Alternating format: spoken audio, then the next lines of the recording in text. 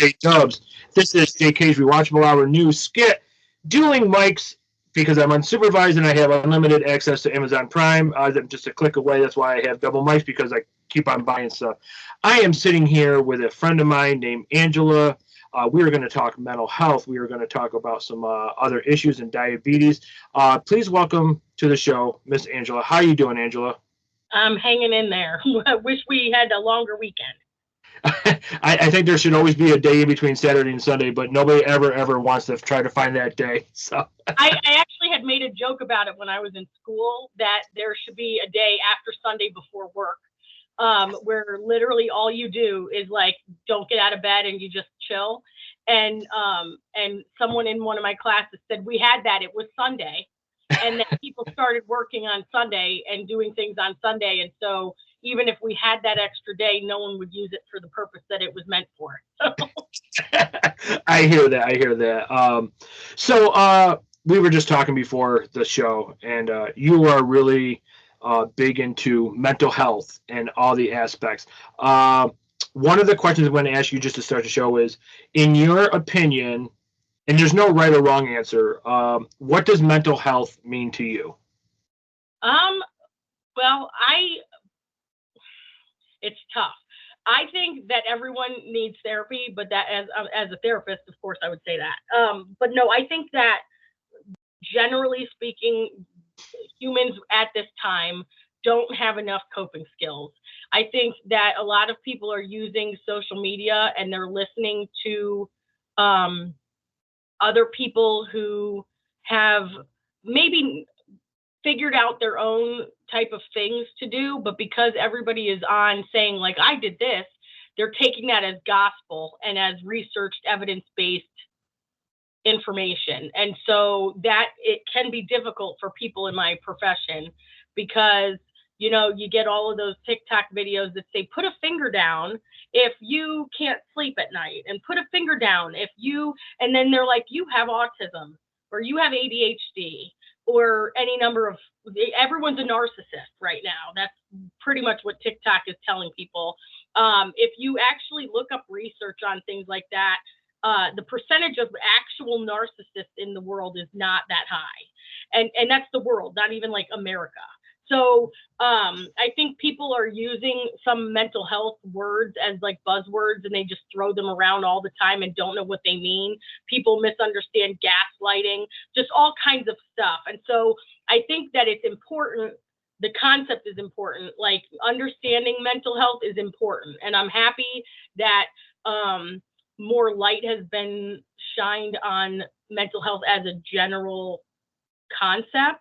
But I think it's been overtaken by these,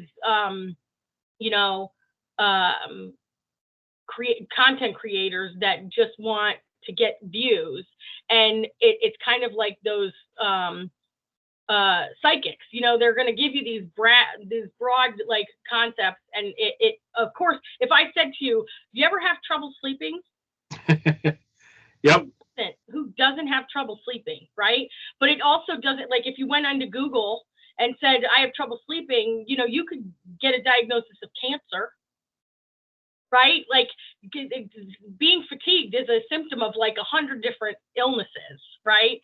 Also being overworked and not having a good home life balance, all of these things can cause fatigue, right? So if you don't plan to change certain behaviors at home, like making sure that you have good boundaries, making sure that you're not having too many expectations of what your day looks like, having good time management skills, right? You're going to be tired. It doesn't necessarily mean that you have cancer or anxiety or depression. You might, but it's not like because social media said you're tired, well, you now need this, right? And so I think mental health is a very unique concept for each individual. And so there isn't a right or wrong answer because it is whatever we make it to be. The way I practice personally, I try to get everybody off as many medications as physically possible, because at the end of the day, you have 100% control over yourself. And if your circumstances and the environment that you're in is not for you, remove yourself from it. And if you can't, because we can only control ourselves, if there's something going on that is making you anxious that you cannot control, got to let that go, because you can't do anything about it. If you can control it, then do something, right? And that's the key in the grand scheme of things, is to give yourself 30 to 90 seconds to assess your situation. If you're not in danger and you can't do anything else about what's going on and you can't leave, then you just have to, go with the flow.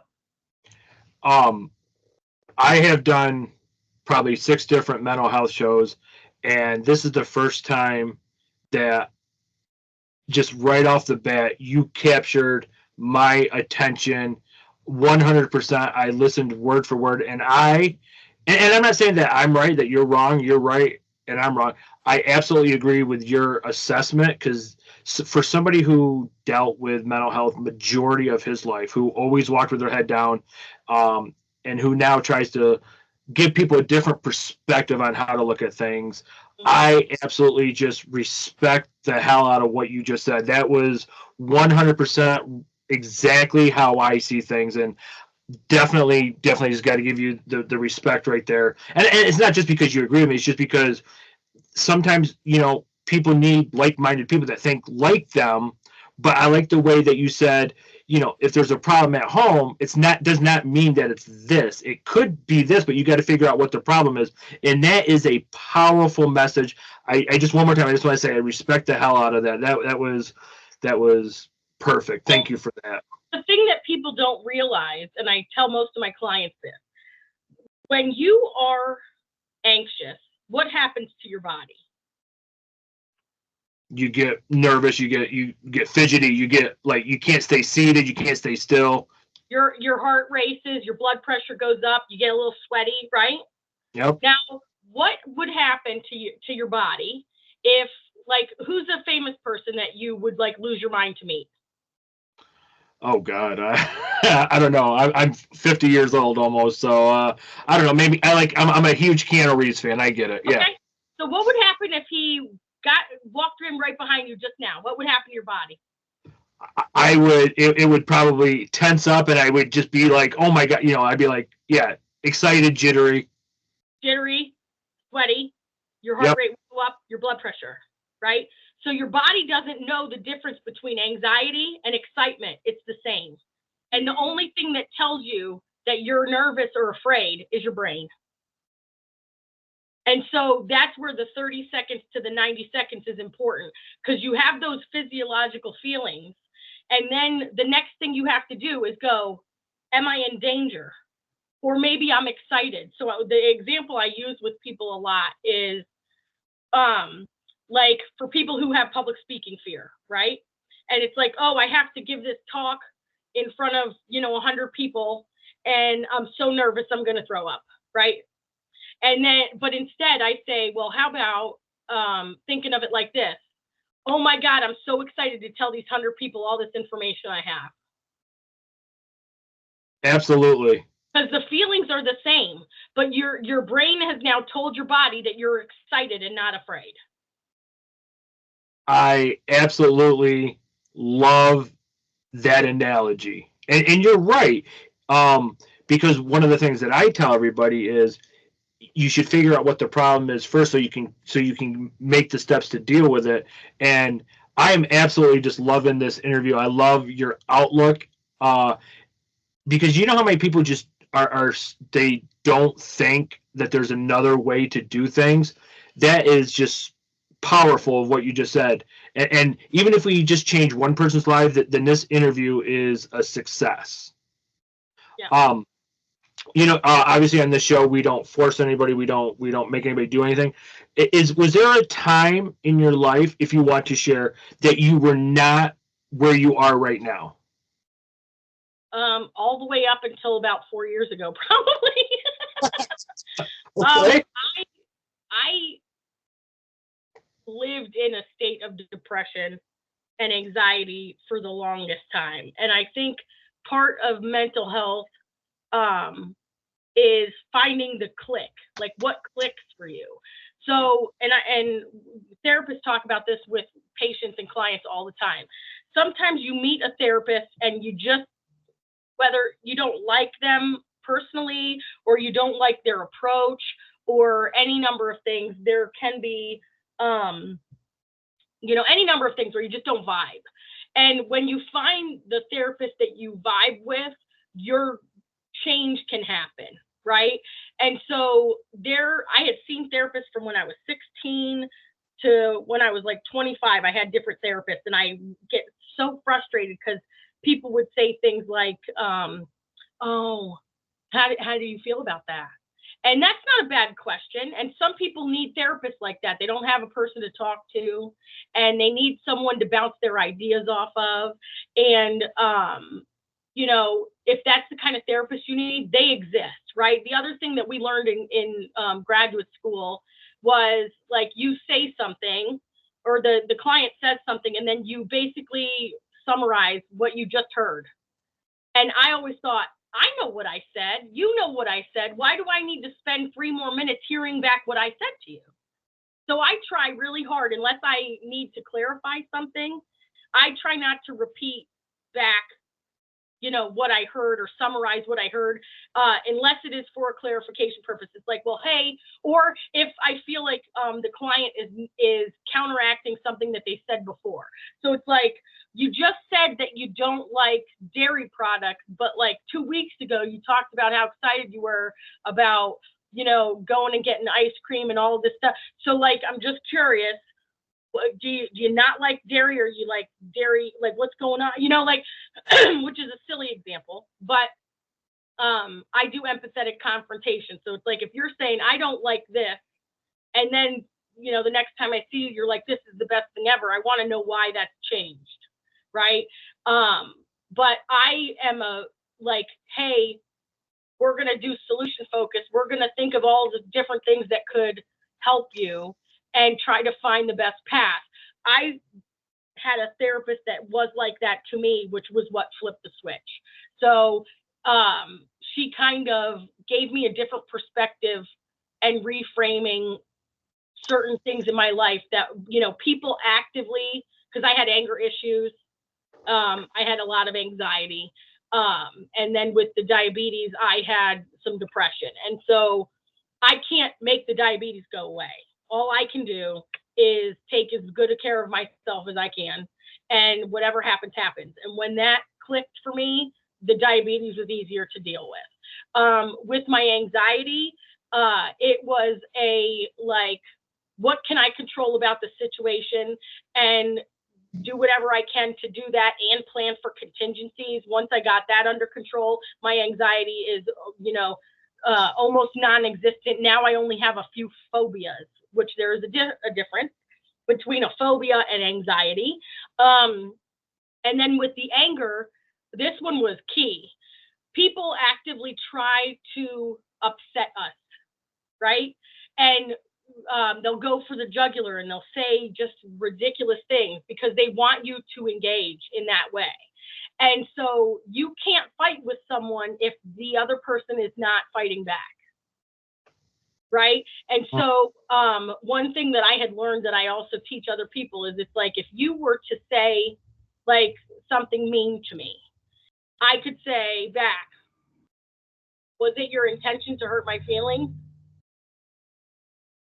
Which then puts it back on you. Right. Right. And I'm not mad. I just said, well, I don't think you meant to say that out loud. Right? It all goes back to you. And I'm not yelling, because what people do is they're like, you're stupid. And then the person's like, I am not stupid, you're stupid. And then it just escalates. It takes 2 people to have that happen. And I'm not doing it. And so when we decide to not engage in that, it's like you give people a warning. Like, you seem to pick a fight with me every time we speak. I don't want to be fighting with you. So if you continue to do that, I just won't talk to you anymore. Right. Yep. So that's kind of the journey with mental health, is I learned better ways to communicate, because that's what it is. Communication with other people in a productive manner, good time management skills, and good boundaries. Because I have time that I like Sundays. I added this to my schedule today because it was a choice. not because I have to, because usually on Sundays I do nothing. Mm-hmm. Sundays is a me day, and I only do the things I want to do. Absolutely. I got to tell you, just that second part of everything you were talking, I absolutely applaud you once again.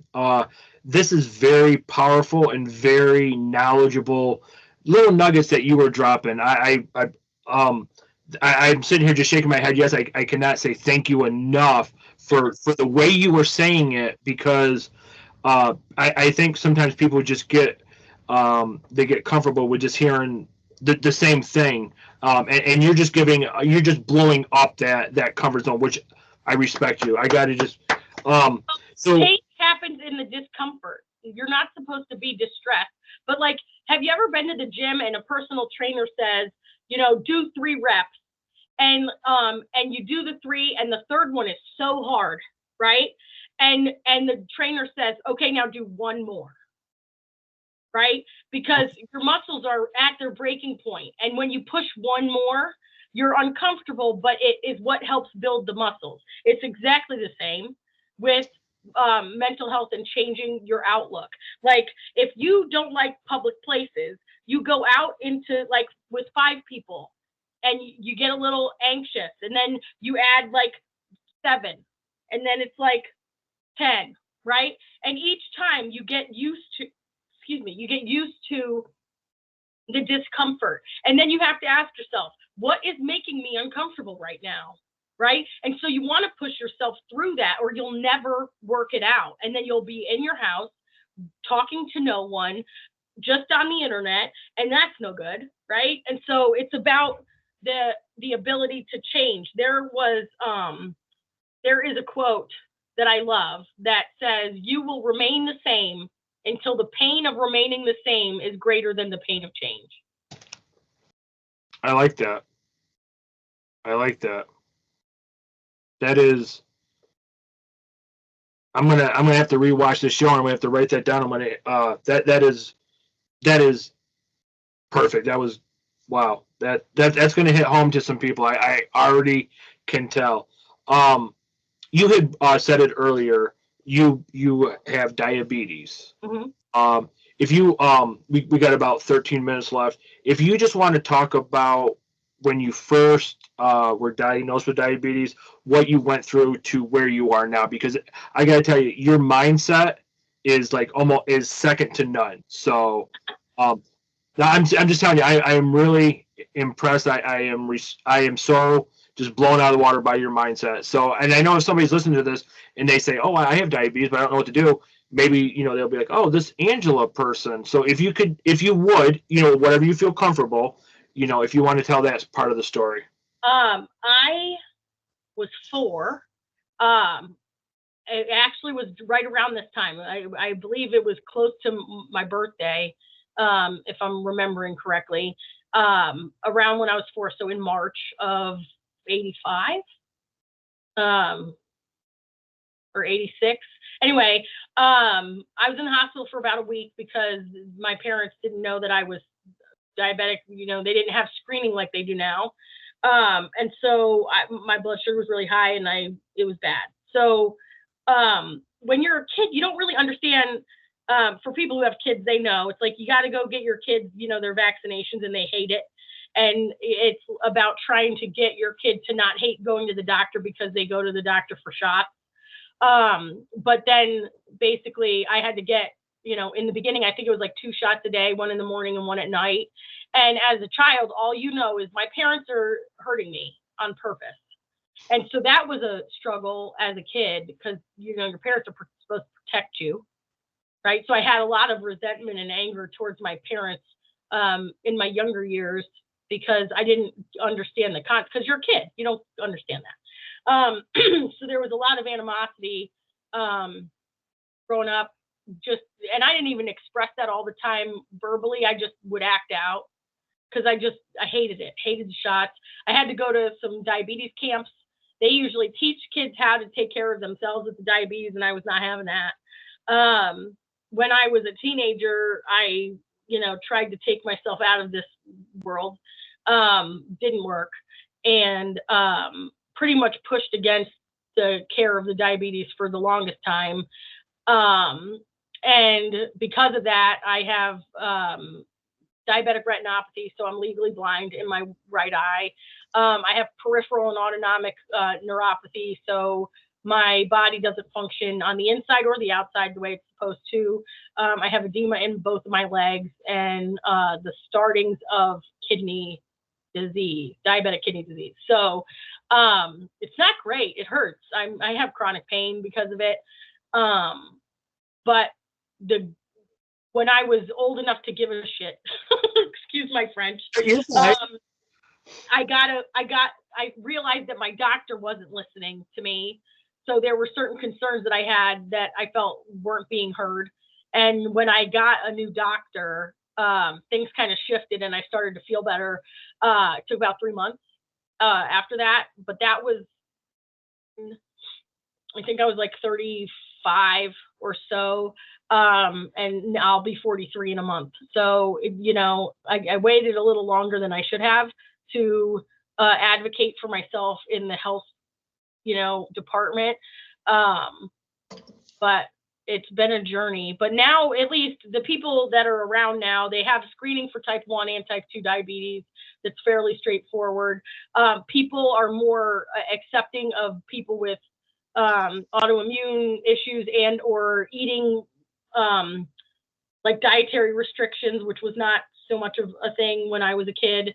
And people genuinely want to be inclusive, which I think is good. And that was kind of not my experience growing up. And so I think we're on the road to better management. So that's the hope. I was listening to you, obviously, and the symptoms that you said that you talked about, are you having them currently? The edema and the I'm not taking away. I hope I do not take away any importance. I believe I wish nothing but healthy for everybody in this world.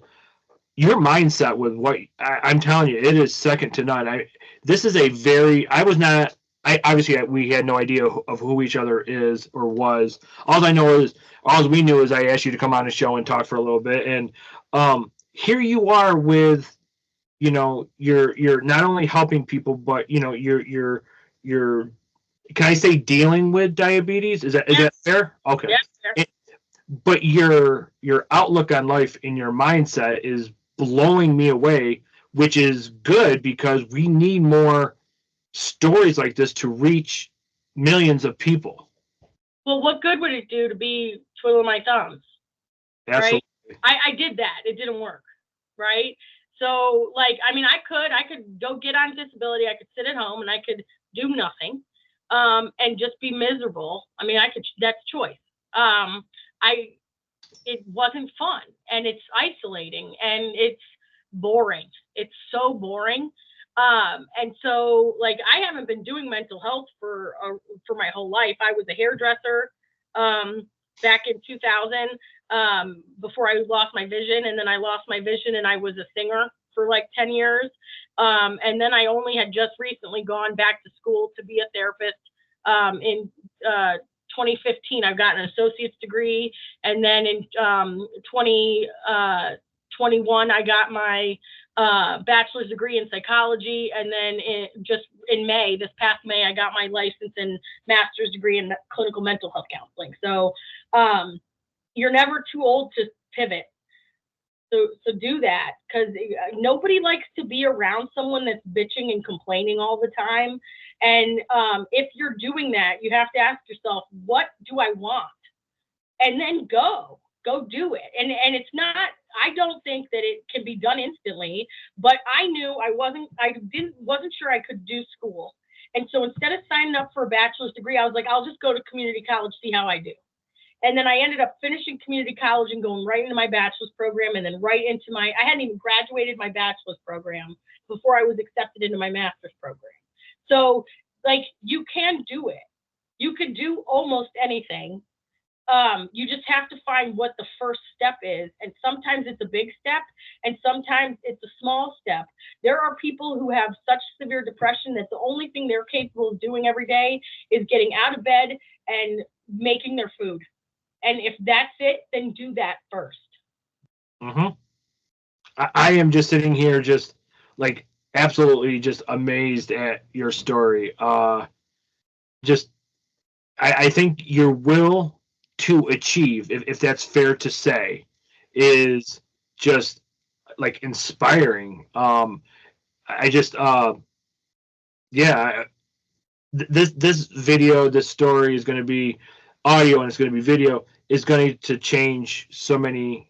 I mean, you were dealt what you were dealt, and you chose to take a step. Like you said, it could be a big step or a little step. You chose to take one small step, and it changed the trajectory of your life forever. And just in the 25 minutes that I've been talking to you, I don't think I don't think you are done achieving yet. I hope not. So we just got about 5 more minutes because I don't want to keep you. And I am very appreciative of you taking a half hour out of your Sunday that is just for you. I appreciate it. What is the next step for you in life? Well, I mean, right now, I work with a great group of people.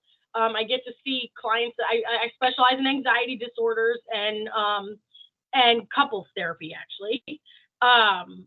And so I get to see the group of people that I like to see the best. I do have a couple of teenage clients, which, you know, is an interesting thing. But my eyes are still going. I'm going to go completely blind eventually. And so, you know, I'm just trying to be able to see people in person as long as possible. I don't really have a big picture plan. I just paid off my house. So I'm doing some renovations and, you know, trying to live my best life. I work every day. And I try to be an advocate. I guess the biggest thing I could say for other people is advocate for mental health coverage from insurance companies. Right now, with the state of the government, it's a little bit up there because I work at a nonprofit and a lot of the grants, like the federal funding, has been cut off.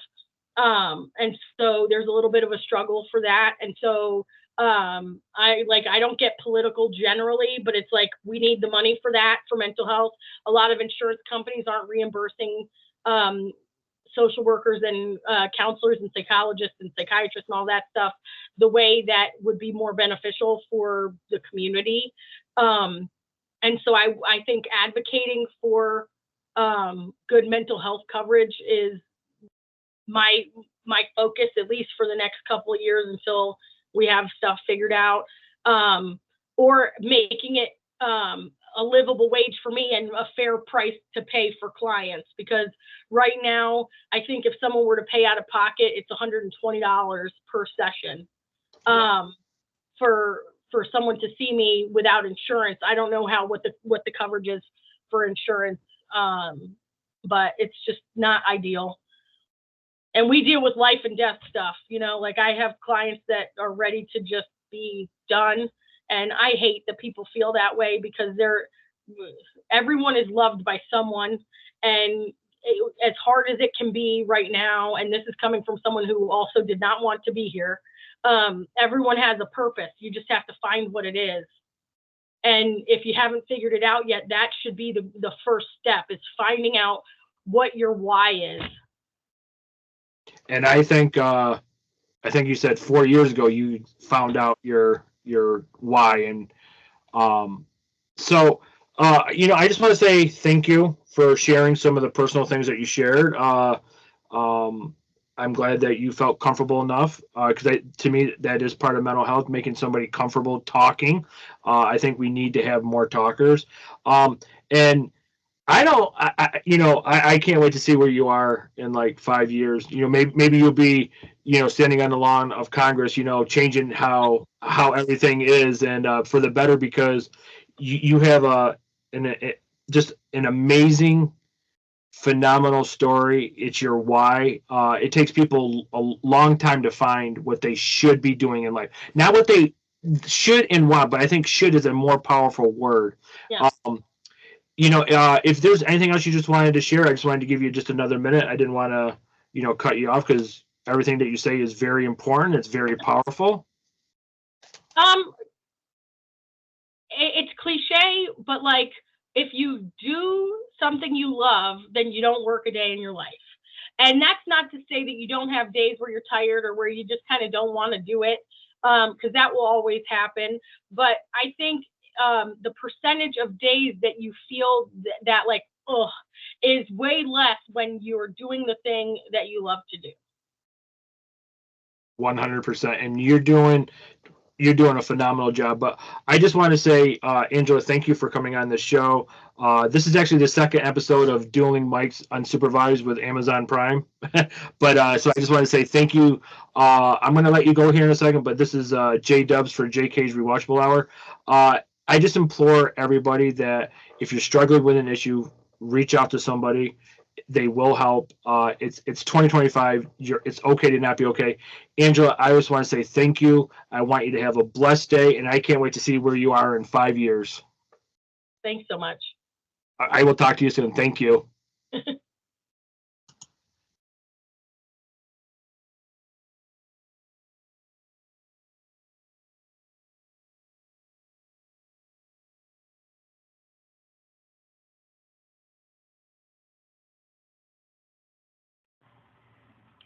You've just stumbled upon JK'z Rewatchable Hour.